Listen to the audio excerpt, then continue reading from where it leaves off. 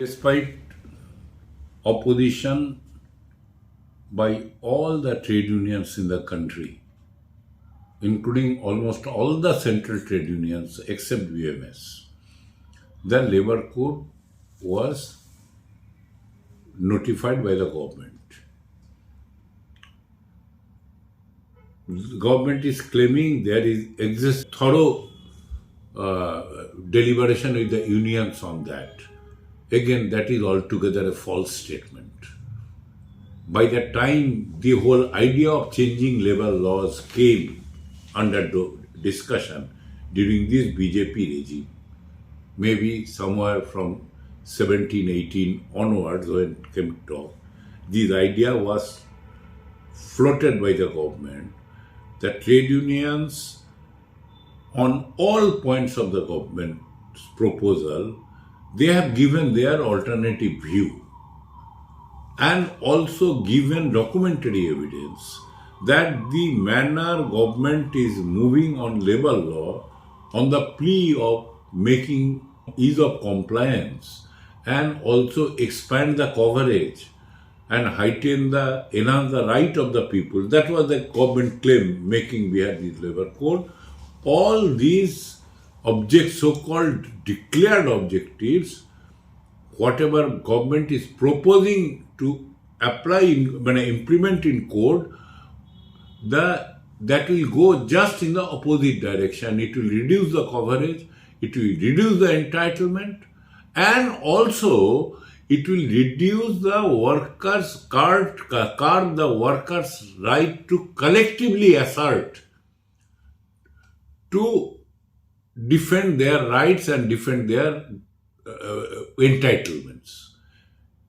All taken together, this should be done. We have proposed, while opposing this government proposal of labor code, at every stage, on every subject, on every item, the trade unions has proposed alternative. Say that you are proposing increase of the threshold limit of Factories Act, Industrial Disputes Act, and other acts, that will lead to more exclusion of workers and industries from the coverage of this law and undermine their rights and protection and working condition. We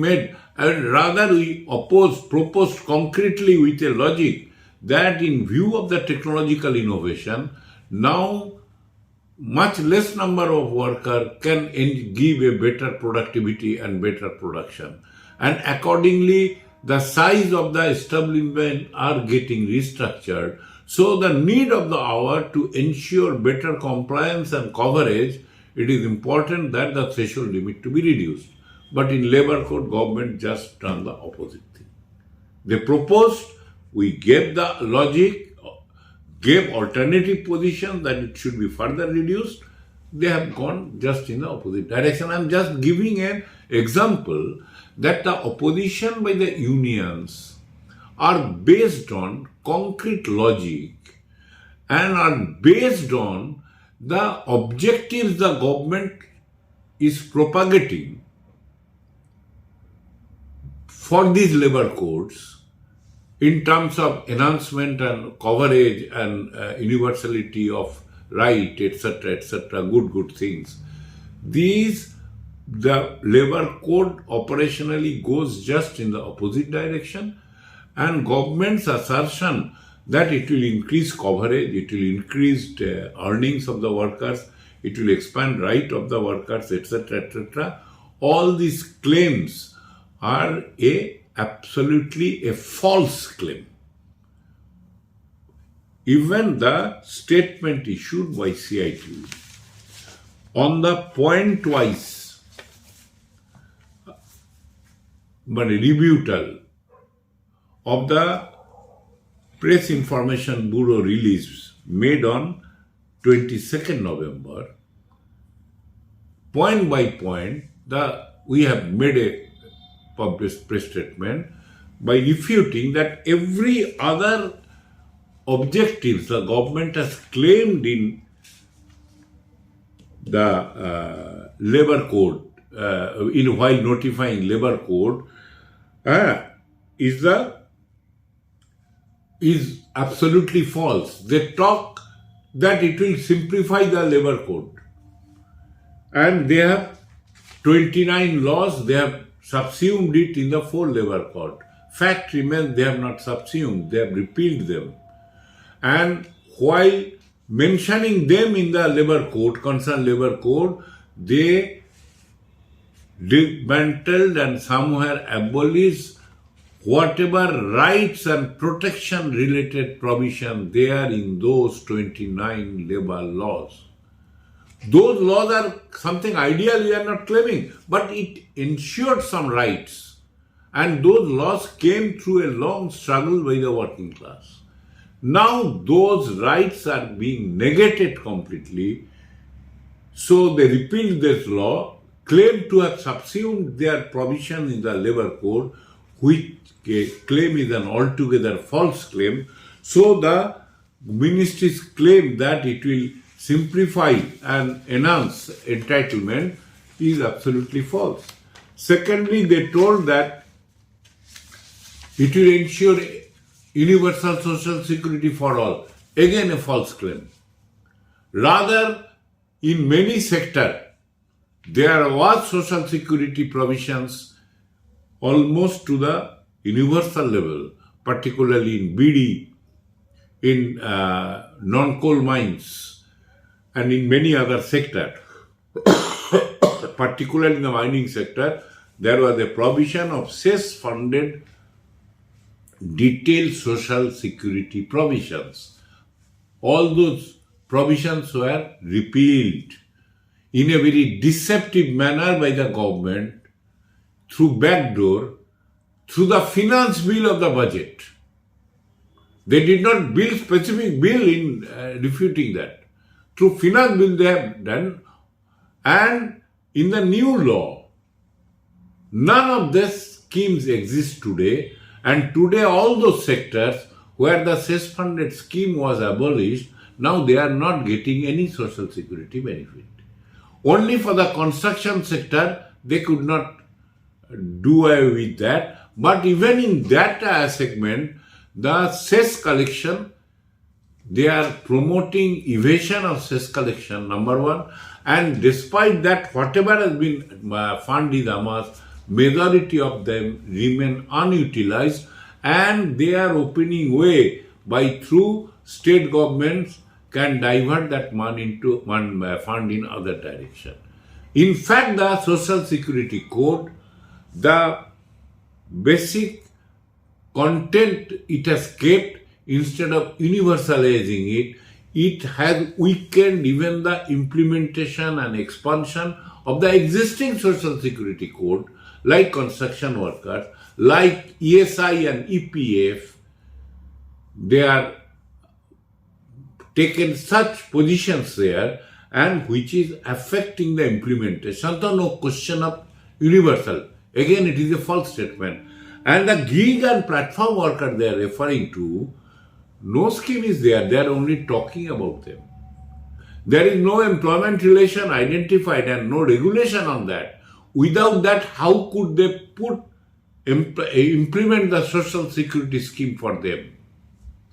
And the whole gig and platform work is based on such a condition, and government is promoting that condition, that in other industries, workers are only giving their labor.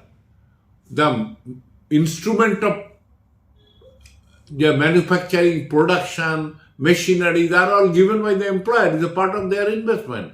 In gig and platform work, the operational work, either in delivery or in transport, the whole machinery of work, that is the car or the motorbike, maintenance, putting fuel on it, are all being done by the workers, and they are using their machinery to whole day, unlimited working hours, and whatever earning, most illegitimately, a percentage of that is deducted as by the app owners, and app owner can never be identifiable. They are giving service to Amazon, Swiggy and others, but they don't have any responsibility on them and many other supply chain. They are giving important transport services to the people in everywhere. Ola, Uber, Rike, Rapidos and etc. Transport services are giving to people. The concerned government is not bothered about their protection, and the dacoity is being made on their earning through cutting off deduction of this percentage from their earned money through their own labor. So it is an absolutely illegitimate kind of thing the government is promoting. That is the tragedy of the thing, and by telling all these false statements. They are telling minimum wage coverage for all. Again a false statement. Again a false statement. As on date, more than 70% workers are not getting their minimum wage, statutory minimum wage throughout the country, including in most of the states, barring only hardly a few, that too in some sector. The code on wages provision is such that cannot universalize. And national floor level minimum wage is not a national wage. It differs in different regions. And the basic formula of calculating minimum wage, the formula which was consensually agreed at the tripartite level in the Indian Labour Conference, and which Supreme Court also given a judgment in 92, all taken together, Indian Labour Conferences accepted that recommendation. That is a tripartite recommendation, but government as a part of the Indian Labour Conference, they accepted that, but as a government, they are not implementing. So code on wage does not contain the basic formula on which the minimum wage has to be fixed. That they left with the government, executive authority. So that is what their minimum wage, and again their claim is absolutely a false statement. And there are many other terms on fixed term employment ensuring equal benefit, etc. They are telling that some worker will be employed for say 2 years or 3 years, same benefit will be given to them as regular workers, and that will benefit the workers. Again a bogus statement. Fixed term employment today nowhere in none of the industry where fixed term employment is there, the wages of the workers are below the wage of the regular workers. If it is taken in totality, their social security, their leave, their all these things, it is widely different. Although in the law it is told they cannot claim, because after 2 years they will be discontinued. They are expecting after 2 years we will get an extension. Let me tell you, the alliance here under Indian Airlines, earlier Indian Airlines, now to all have gone to Tata, and Alliance Air is still operating. Entire workforce of them are on fixed term employment. Every year it is renewed. Once they raised, but they are getting much lower wage compared to Air India. It is matter of record. Anybody can inquire and decide. They are on fixed term employment. They are supposed to get equal wage like Air India, but they are getting a much lower wage. So there are similar examples there which proves their absolute falsity of their claim. And another joke they have made, the strengthening of the industrial dispute resolution. That when the industrial dispute will be raised, that will be quickly resolved because of this labor code. Again an absolutely false statement, because in the concert code, industrial relation code, the obligation of the labor department has been reduced. No obligation. Rather, they are directed to facilitate. They have done away with the inspection. They converted it to facilitation. All these will increase the non-settlement of the workers' issue in a much bigger way, and as on date, more than 12 black disputes are pending as per Labour Department statement. And normally a dispute when raised takes 3 to 5 years for resolution. Sometimes the worker raising the dispute has died. That has also happened.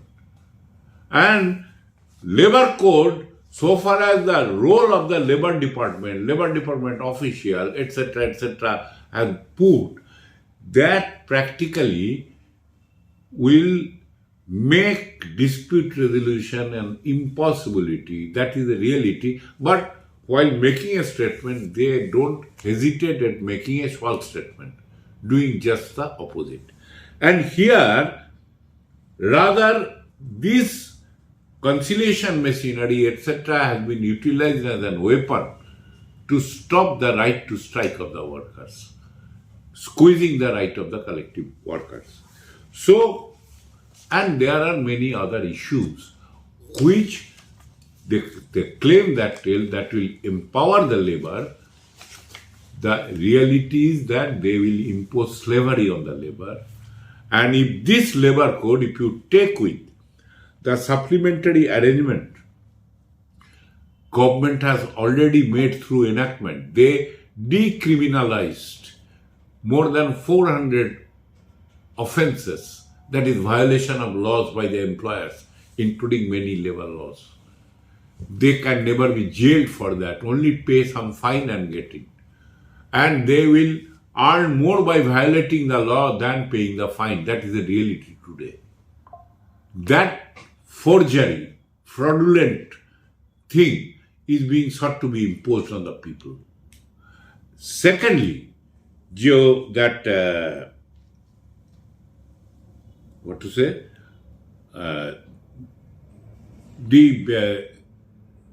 on the other hand, the workers' right to collectively assert now is being sought to be criminalized by Bharatiya Nyaya Sanhita 111 as organized crime. And already many trade union leaders, including CITU leaders, have been victimized, put in jail under non-bailable offence, and they have to take bail after months together from High Court or in higher format. So they made a thing where workers' opposition, collective opposition, will be criminalized and employers' violation will be decriminalized. All these arrangement is made supplementary to the arrangement they want to make through labor law to impose a condition of slavery of the people. And we believe that the attack on labor right is a beginning of their ultimate goal of attacking the democracy itself, because the present neoliberal regime, the kind of crisis they have been put into, democracy, they are not feeling democracy more at all compatible to that. So while maintaining the democratic structure, they are making serious attack on the application of their democratic rights by common people, including the labor, and their experiment on the labor front is the beginning of that neo-fascist exercise that they are going to plan. So against that, workers, laborers, all the unions are already opposing it. In many places, they are fighting it out. In between, government tried before notification through different state government to implement 12-hour work, night shift for women. But in many places, many sectors, workers fought back and compelled the employer to go back to the original working condition. In many places they could not. But in many industries, say in Karnataka, 3 lakh workers struck work in major 1,200 companies, including multinational companies, and ultimately the employers have went back and don't tinker on the day-to-day working, 8 hours working hours. So, in many other places that resistance build up, already 25 states have changed their law to make working hour 12 hours, increasing the threshold limit, but till now they are hesitating to go ahead for its implementation because there are resistance. Let me tell you, when the labor code was passed in 20, the workers expressed their opposition to a very strong national general strike on 26 November 2020. And on the same day, the farmers started their historic struggle. And thereafter, every 26 November, we are observing that day. This time, 26 November, when 21 November, the labor code was declared in a very obnoxious criminal manner, backed by an altogether false and fraudulent statements, the workers already started reacting in different states spontaneously against that. They are agitating, they are demonstrating, they are burning the labor codes. And on 26th, all the country will see at district level massive mobilization and demonstration, and it is the beginning of the resistance to labor code, and we are confident that we will do that. So I think, and that way there is no other go. We have to do that. We have to confront that, defy that, and that way we will be able to defend our labor right and defend the obnoxious conspiracy to impose conditions of slavery on the common worker.